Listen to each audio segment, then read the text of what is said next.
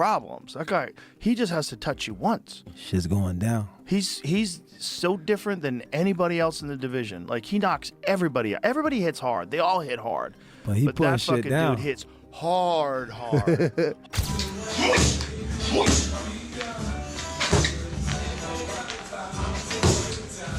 Set that Jake Paul can come 15-20% in regards to Anthony Joshua. He's a completely different specimen. Look, you'll see what it looks like when they stand next to each other.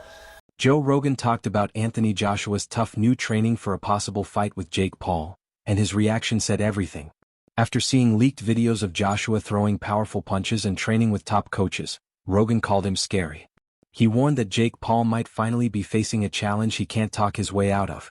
Rogan said Joshua looks more focused, faster, and tougher than he has in years, and that this fight could end quickly and painfully if Jake Paul dares to step into the ring.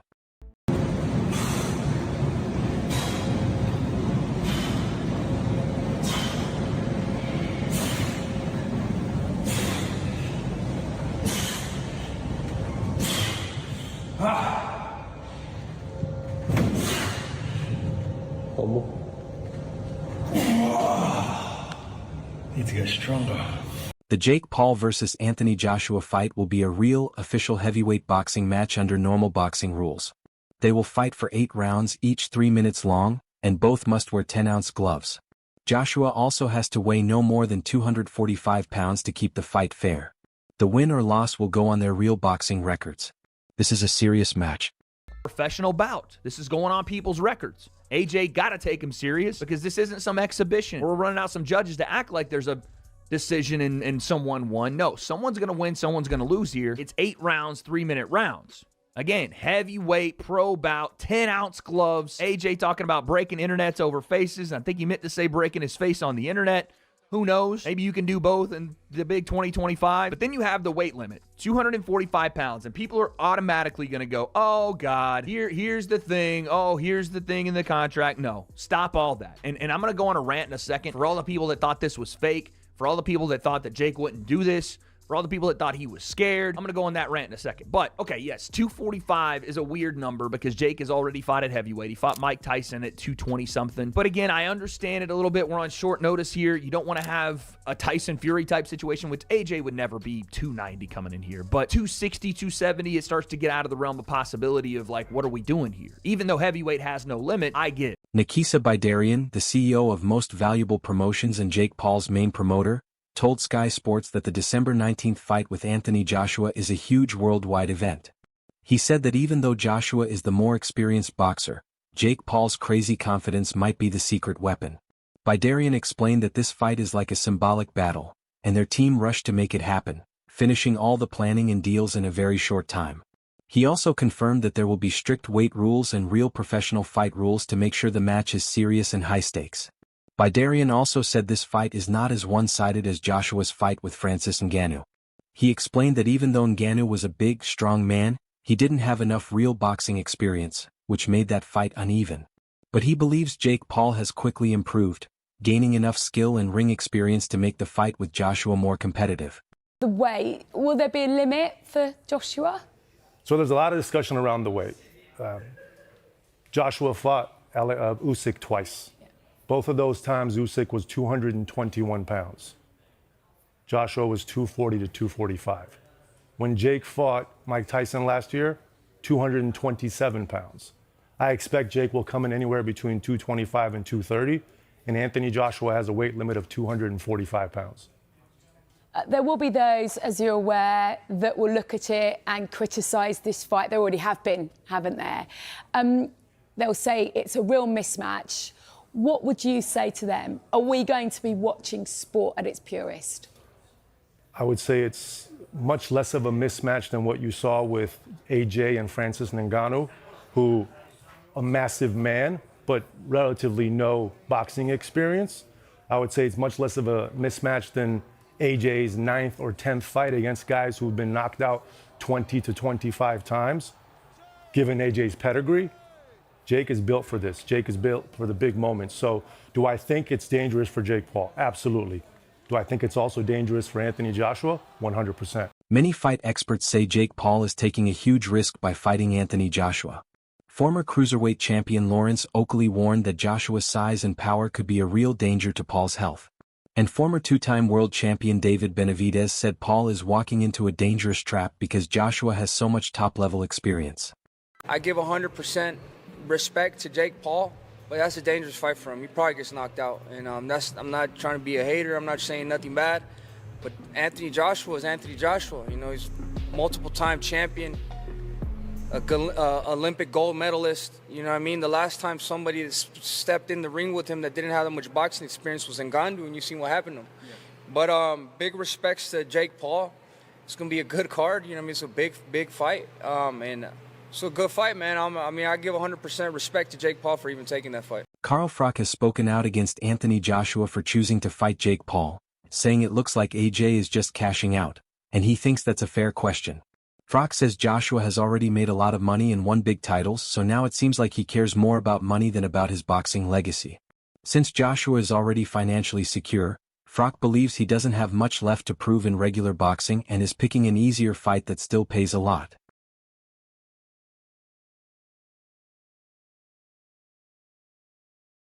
Some boxing fans think Jake Paul might actually beat Anthony Joshua, and they're putting their hopes on his punching power. Even though people call him a YouTuber-turned-boxer, Paul has shown real strength in his fights, knocking down or knocking out several opponents. Tyson Fury even said recently that Paul could knock AJ out because Paul is getting bigger and stronger at heavyweight. Paul also keeps saying that Joshua has a weak chin, and that one clean, well-timed punch could end the fight early. What else have we got to consider? Is AJ cashing out? Well, I did say a year ago when he got splattered by Daniel Dubois that he's finished now. He won't get that confidence back. He's not had any confidence, in his head. No belief for a long time.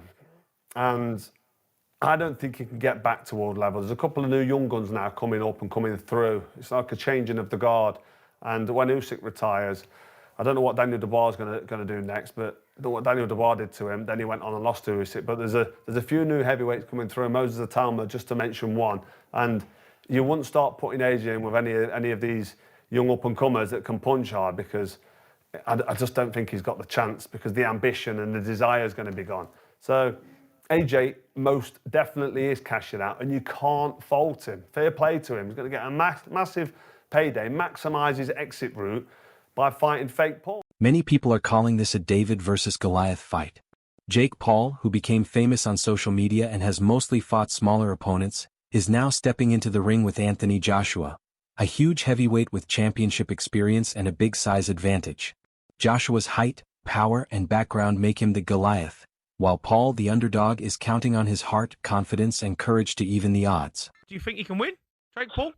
I think it's a possibility. No one is backing Jake Paul currently. You've seen him in the ring. You can see that he's got some knockout power. And I also believe people don't look at Joshua's last few fights. And I don't think it's going to be as big of a landslide as people feel. I feel like there's an overhand right that could easily land, and I wouldn't predict that Joshua's chin can last that. The problem is that all of the pressure's on Joshua at the moment. So Jake Paul, if he gets knocked out in 12 seconds, he should get knocked out. The problem is, as soon as Joshua starts taking damage, all of a sudden he's thinking, the world is watching me. I'm a professional fighter, and I'm getting beat off a YouTuber. All of the pressure is in Joshua, and that's a lot that can weigh on a man. You can't deny that Jake Paul has power. I think it's one of his only attributes. I think he's a very poor boxer, but what he does have is a weird technique where you don't know what he's got power. How do we know he's got power? He's knocked people out. Joshua has all of the world looking at him thinking you should walk him over. If it gets 2 rounds, 3 rounds inside, I think Joshua loses. One big concern about Anthony Joshua fighting Jake Paul is that AJ has only had 2 fights in the last 2 years. After losing a close decision to Alexander Usyk in 2022, Joshua has fought less often. He beat Robert Helenius in August 2023 and Otto Wallin in December 2023, and then knocked out Francis Ngannou in March 2024.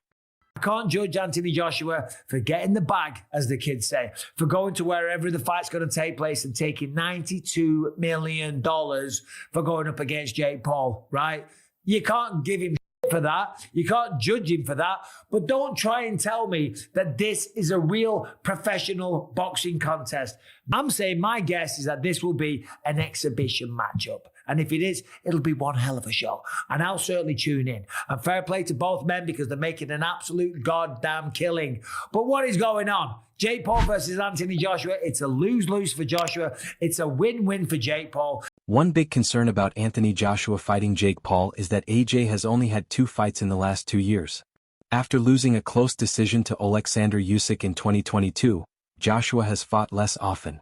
He beat Robert Helenius in August 2023 and Otto Wallin in December 2023, and then knocked out Francis Ngannou in March 2024. The problem for Anthony Joshua is his activity. He's only fought twice in 2 years, and one of them he got knocked out off Daniel Dubois. That was his last fight, and a lot of people say you can only judge a fighter's quality from their last fight. And then the fight before that was a win, but it was a win against Francis Ngannou. Francis Ngannou, if you know, he was the UFC heavyweight who's not a real boxer, and he only had 1 fight before that boxing fight, what he lost as well. So that's his activity in boxing. Now Jake Paul, on the other hand, looking at his box rec, he's had 6 fights since 2023, and one of them was against Mike Tyson. But we all seen what happened in that fight. Mike Tyson was well past his prime. Where Anthony Joshua, on the other hand, is, but I'm not going to say he's coming into his prime because he had some great wins earlier on in his career before he lost to Usyk twice. And by the way, when he did lose to Usyk, the last one was a split decision. It was a pretty close fight. So now this fight is matched, and I just want to look at the tail of the tape. Now looking at the age difference, we've got 28 years old compared to 36 years old. So I guess the advantage there goes a little bit towards Jake Paul. 28-year-old is better than a 36-year-old. But that being said, we've got talking about experience and everything else, what comes with being 36 years old at Anthony Joshua's level. And then, like I mentioned, the heavyweights kind of seem to prime a little bit older. Now come down to the height and the weight. This is the big one. 6'1" versus 6'6". 200 pound versus 252 pound. We got a 252 pounder in Anthony Joshua. The reach advantage is a lot, which we would expect. Amateur fights, we can see that Jake's only had 1, where AJ's had 43, but 43 of them are including at the highest level, Olympic level. And yes, he won the Olympic bloody gold medal, if I don't need to remind you. Then the pro record, Jake Paul has had 13 fights, lost 1. AJ has had 28 fights, and he's lost 4 with 25 KOs. David Haye has given a very serious warning about the Anthony Joshua versus Jake Paul fight, calling it an obvious mismatch. Talking to Sky News, the former heavyweight champion said Joshua could seriously hurt Paul and that Paul's safety is in real danger. Haye even suggested the fight could be Paul's last day on earth, showing how bad things could get if Paul ignores Joshua's size, power, and experience. There is a huge size difference between Anthony Joshua and Jake Paul.